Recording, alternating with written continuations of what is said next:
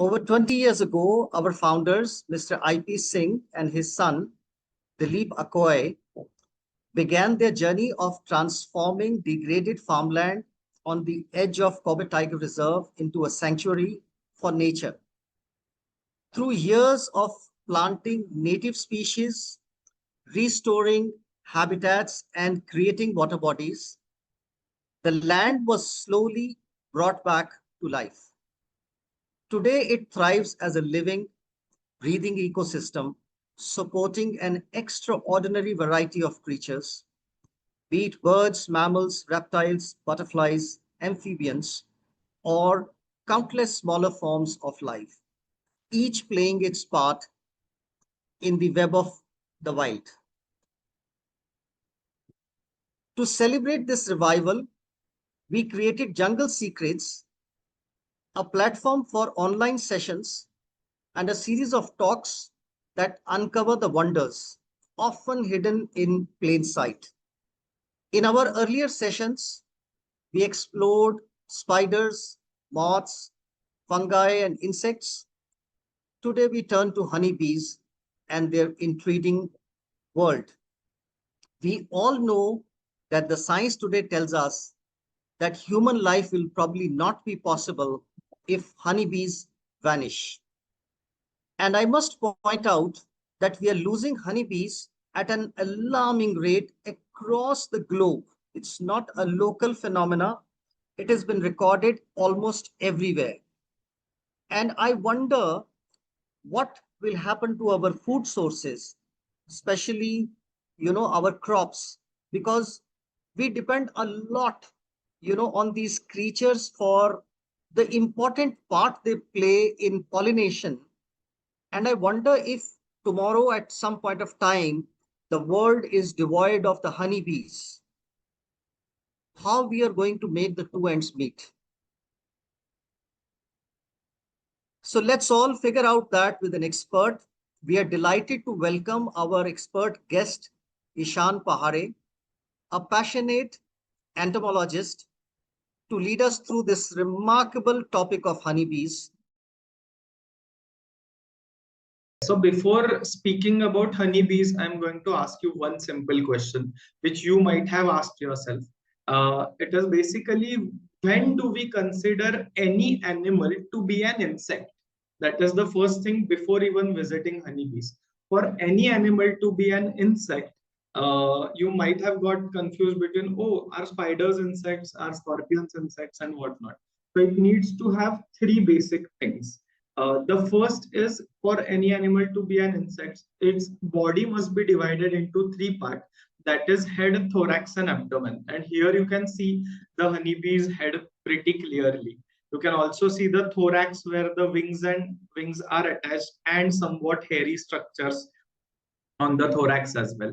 Along with that, you all know when we say abdomen, it basically means the insects digestive system is going to be there, and also the reproductive system. So that is part number one. The second part is, for any animal to be an insect, it needs to have three pairs of legs. Only, no more, no less, only three pairs of legs. And the last criteria is, it needs to have two pairs of wings.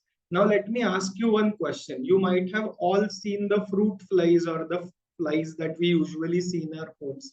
Please try to remember how many pairs of wings have you noticed on that particular creature. Your answer, I think so, will be somewhere around two, like as in one pair of wing or two wings. So there are certain cases where the wings are modified into other structures, but we'll not be getting into that today. That brings us to the next part, that is honeybees. So 2-3 things we are going to focus on in the first half of the session. That is, what does a bee have that it can create that impact on the world? How do they function? What are their roles, and how can we gain some insights about our social roles for them? The last part is going to be about bee dance or communication, and finally about beekeeping. Yes. So before reading any text, I want you guys to focus your attention on the picture. try to take a look at the different body parts. You can see that there are two antennas.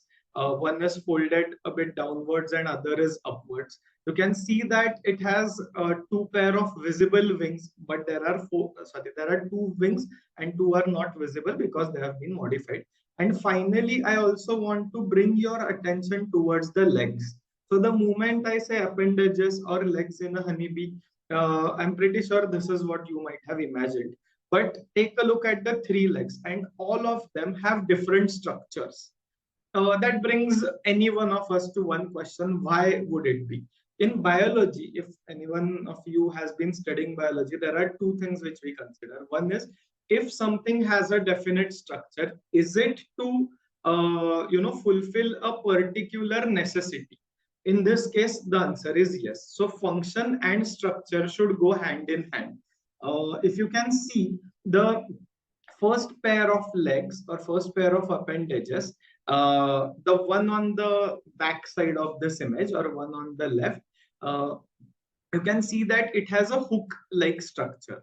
Second thing, you can see that second pair of leg, it is a bit broader, and the third one seems very strong and way too broader than the rest of it. Let's get into why that is. uh, while coming to legs, the thing is that the front legs, apart from landing and apart from walking here and there, honeybees use those legs to clean their antenna. Now, why would they need antenna if they have such good eyes? The reason is eyes, they provide them with light and color. They do not perceive color like we humans do. All the honeybees actually just can, perceive grayscale colors, but when it comes to flowers that which have pollens in them, they can detect that out of the grayscale. So once they enter the flower, all of the bee is covered with pollens. We are going to see that ahead. First is they need it for that. Second thing is that when it comes to the final pair of the legs, you can see that there is a segment in the middle which is way broader than the rest of the two segments combined, like sorry, rest of the two legs combined. So that is nothing but a pollen basket. Now, why do you need pollen basket? Again, we are going to see or exaggerate on that at the end, but to collect pollens. And pollens, as you know, they are present in all the flowers all the time. Even some of you might have heard कि अरे मेरे बेटी को pollens की allergy है तो I can't bring her into garden and something like that. But honeybees make use of these pollens not for making honey. Coming to the next part, uh, we are also going to look at what happens in the development of bees and what they really do. So this is actually the life cycle of the bees. Let me tell you that when I say life cycle, there are two basic ways in which insects go through their life. One is the complete metamorphosis, other is the incomplete metamorphosis. The first half or the complete metamorphosis means basically the babies or here the young bees are not going to be like their adult parents in this case. So while going to that, only the queen lays eggs in the tiny, hole which we see in the hives. Only the queen lays eggs. The second is that you can see that the egg eventually hatches into a larva after 3 days. And what the larva will do, it has only two functions. One is that it will be feeding, it will only feed everything. And after it reaches to the size, I hope you can see the image. This is the egg. The queen has laid the egg. Second thing is the larva. It is basically growing. And finally, the larva reaches such a big size that now it has, fulfilled the whole cell, and it is well fit into the cell. During these times, there are certain bees known as nurse bees, which basically feed the larva. Their only work is to feed the larva. Let me also remind you, like I said, that only queens lay eggs. So if there is one queen in the hive, there are certain hives which might have multiple queens as well, but usually there is one. So it is actually the mother of all the bees, and all the bees you have seen till now are actually all females. We rarely see males because they can't collect pollens, they don't produce honey, they cannot do any other jobs in the hive. So all we see are the females. Like I said, after larva, finally the larva enters pupation. So what happens in pupation is that the honeybee will dissolve all its body. The larva will dissolve all its body. It will use certain chemicals, certain hormones to do that. And inside a cocoon, it will start forming the adult organs, basically, which it needs for reproduction. One more thing I want to mention here is that now, like I mentioned, that only the queen can lay eggs, then why do other bees have reproductive organs? So they have reproductive organs or reproductive cells in their growth phase, but those are not activated unless the bees have been given a royal jelly like substance, which is actually known as royal jelly, and then it turns them into the queen. So for any uh, for any individual to turn into a queen during this phase, it needs to be given or it needs to be supplied with the royal jelly. Then it will develop a reproductive system which is functioning. Finally, the adult bee, after the full body development, it will chew all the cells, it will chew and consume on all the mold that has left behind. And finally, it will come out or emerge out as an adult. Let me go back and show you one more thing. So before we go ahead, please take a look at the abdomen of the bee. We are going to be focusing on what is happening in the abdomen later on. So take a look at the abdomen of the bee. And finally, again, let me bring you here to show that what kind of abdomen does this queen have. So this is a queen. This is actually a worker. You can see that the abdomen of the queen is much bigger than the body of or than the abdomen of the worker. Again, the answer is the same because it needs to lay eggs. Now, before we go ahead, let me also bring your attention towards the process of laying eggs. In insects, especially in bees, in queen bees, there is a small sac known as spermatheca, which allows the queen bee to store the reproductive liquid of the male bees. Why store? There is a simple reason. As we go ahead, I'm going to show you different types of bees, and all of them are basically, like I said, kids of this queen. Whenever the hive demands that we need more workers, the queen is going to lay worker type of eggs. This is just me explaining you in simpler languages. Whenever the queen needs or the hive is going to need more soldier or foragers, it is going to lay that type of eggs. So that is why it basically stores the sperm cells. Coming to the next part. So like I said, there are three types of bees in one single cell, in one single hive. The central one, which you are seeing on the screen, it is the queen bee. It has been marked with a color. The left side of that is actually the drone or the male bee, and at the right there is a worker bee. So what are the differences? Like I mentioned that the drones are the males. The only job they do are reproduction. They are always fed and looked after by the worker bees. In case of drones, one more thing is that you might have seen in the start of monsoon that a lot of wings you find in your parking, in your garage, or in your balcony under the light in early morning. So why is that? Because after the mating, basically the drones die. They cannot live after mating with the queen, they'll die. Unlike grasshoppers, the queen does not feed on the male, but they simply, their abdomen breaks out and their life ends. In the beehive, there are 3 to 4 major roles which are done by everyone except for the drones. So the queen, the main job for the queen is to look after the hive, is to plan how to expand the hive, and finally look at what the numbers are. Most of you might have or most of you might be working in corporate structures or might have someone in corporate structures. And there is one thing which always we like get to hear from these people: my manager does not allow this. I am not allowed to take a leave by the manager. So this kind of hierarchy structure is very similar in the bees. The queen is the central brain, is the CEO, is the founder, is the highest authority in the hive.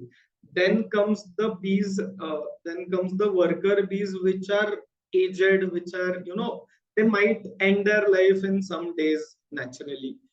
And then the younger bees. So once the honeybees are born, they have three kinds of roles. If they are young ones, just emerged honeybees, workers, they work towards feeding the new individuals which are still in the larval stage. So they are known as nurse bees. These nurse bees would be continuously looking towards uh, getting the honey which has already been produced, and feeding it to the larva. Also looking after whether which larvas are going to emerge.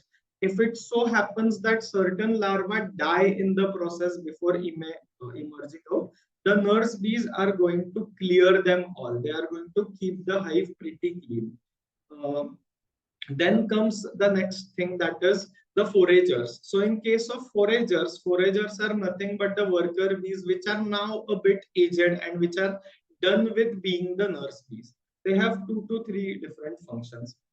One is that they'll be roaming around their or in their area searching for food. We are going to speak and see about that as well. They are going to be roaming in their area searching for food. Second work they do is that you might have heard that sometimes or something like that मेरे घर के नीचे एक बहुत बड़ा hive था, अभी वो नहीं है.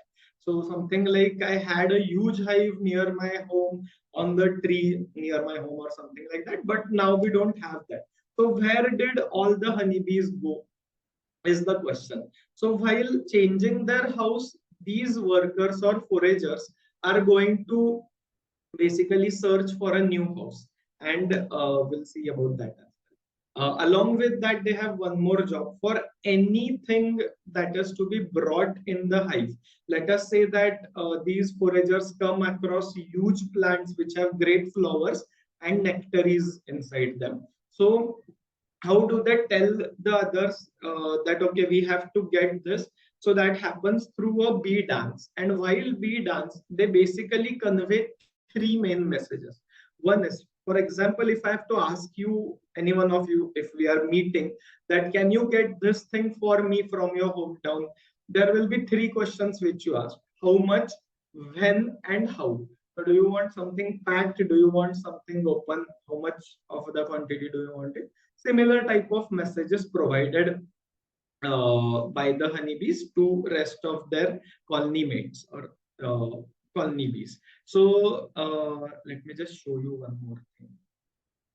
Oh yeah, sorry. So while going towards the flower, the honeybees are going to mention three things: how far the flower is, what is the direction of the flower, and how much food do we need to get out from there. One more thing is that if I ask you the direction to I don't know, any monument near that is near your place, I think your answer would be, Ishan, go straight from the main road, take a left at the third circle, and towards your right, within a kilometer, you will find that monument or something like that. For honeybees, they do not have any such cues to give, because we always give hints to our fellow mates, to our people, कि इसके बाद का left लेना है. For honeybees, there is only one thing what they consider is able to give any kind of direction, and that is the sun. So while giving the directions, the honeybees would go like, when the sun is 45 degrees on your east or on your right, you go say 40 meters towards the direction. When you reach 40 meters, then you take a left, and at that point, the sun should come behind your back or something like that. And finally, they'll tell them where the flower is. After that, after everyone reaches the flower, they have already been told how much should you collect, how much should you bring, and what is to be excluded. It may happen that certain flowers are now a bit aged and they don't have that quality of nectar. Honeybees can decide, they can look at that and decide that okay, we are not going to collect this because our honey might get bad, might go bad because of this. So that is one thing. We are going to look at the communication. I have a small video to show you. Did you know that bees are out there talking to each other right now? The honeybee performs a waggle and rotation dance to share information about the location and distance of a nearby point of interest. Let's say you're stuck in a beehive and your friendly busy bee goes out foraging. On her journey, she finds a flower full of powdery pollen. She heads back to tell you and the rest of the hive where this flower is. How? Distance and direction, my friend. She makes the waggle run, shaking it back and forth real fast while she kind of walks in the straight line. When she gets to the end, she turns to the left, circles back around to the start, waggle run again, now turn to the right, back to the start, waggle run again, turn to the left. You get the idea? Do we really need like a whole electronic waggle bee dance mix? What's really cool is that the length of this waggle run varies, and it varies in a way that's precisely related to bee travel time. Bee travel distance. Closer the destination, the shorter the waggle. In fact, if every second a waggle run lasts, that bee is telling you to travel 1 kilometer. So what? We have kilometers and miles, and bees have waggles. Okay, 1 kilometer, ready to go. But go where? Like a compass, up is this bee's point of reference, which is the sun. Up means towards the sun. The angle of the waggle run tells you where to keep the sun in your sky while you travel. Combine that angle with your distance, and you're ready to go. Other info might be actually hiding in the shake and rotate routine, like familiarity. Experienced bees might pay particular attention to the smell of a familiar flower coming off the dancer, for instance. Or maybe danger, with the dancer circling around to do fewer waggle runs if the destination is a dangerous target. If we compare other bees in other parts of the world, we even find waggle dialects and the possibility of social learning. That's a lot to take in, little bee. Click to buzz on over to animal communication. I hope you have understood that. There is one small point which I wanted to tell you all, and that is why are the bees essential to our ecosystem? So a lot of people basically just think that honeybees are pollinators, they collect honey for us. But if I just give you one basic number, for any honeybee to collect 1 jar of honey or to collect 1 kg of honey, they at least have to travel to 1000 flowers. Now this number also depends on what kind of flowers you have.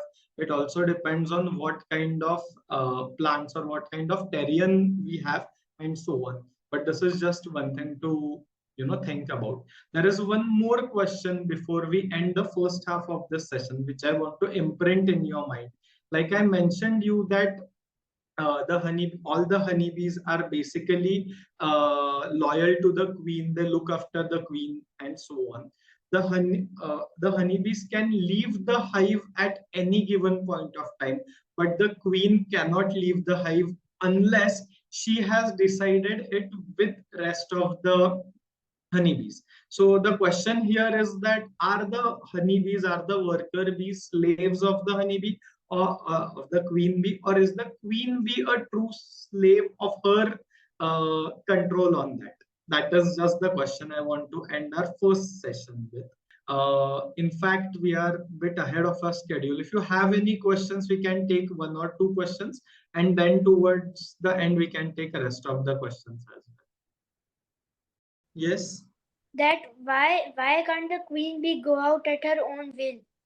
Okay, so that is actually a good question. The queen bee, to be in any situation, she requires a few things. That is, the environment should be very cool. She cannot go out in the heat. If she tries to go out in the heat, or if any entomologist or a beekeeper tries to take honeybee out in the heat, it will die immediately. Second is that, like I mentioned, honeybees or the queen bees are basically the egg layers. So their body is way too heavy to just fly around. So I think, does it answer your question? Yes. Yeah. Okay. Anyone else?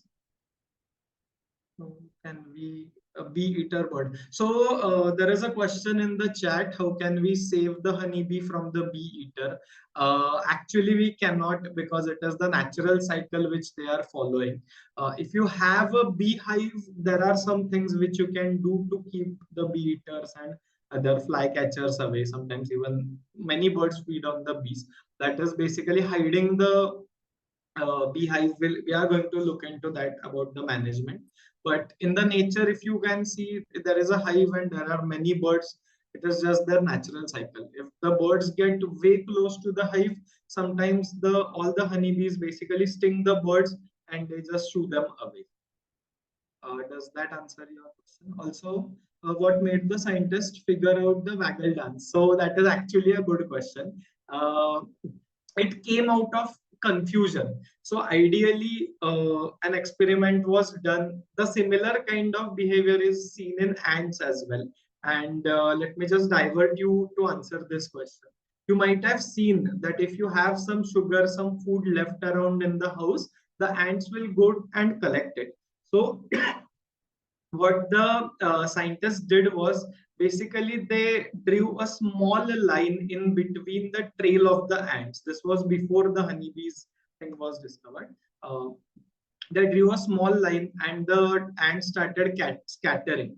After that point, they again came back and tried to decide that, or tried to configure that how come the ants are so precise while sharing the location. Same goes with bees.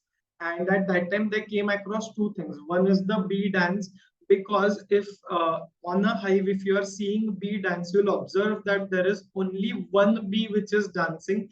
Rest all are observing her. So this kind of behavior is not seen in any other animals, where only one of them is performing any kind of movement and rest all are actually focused on that. That got them curious. The third thing is that if you make their wings a bit longer during certain experiments, this was tried on bees and ants. In case of bees, their wings were made a bit longer, and in case of ants, their legs were made a bit longer as well.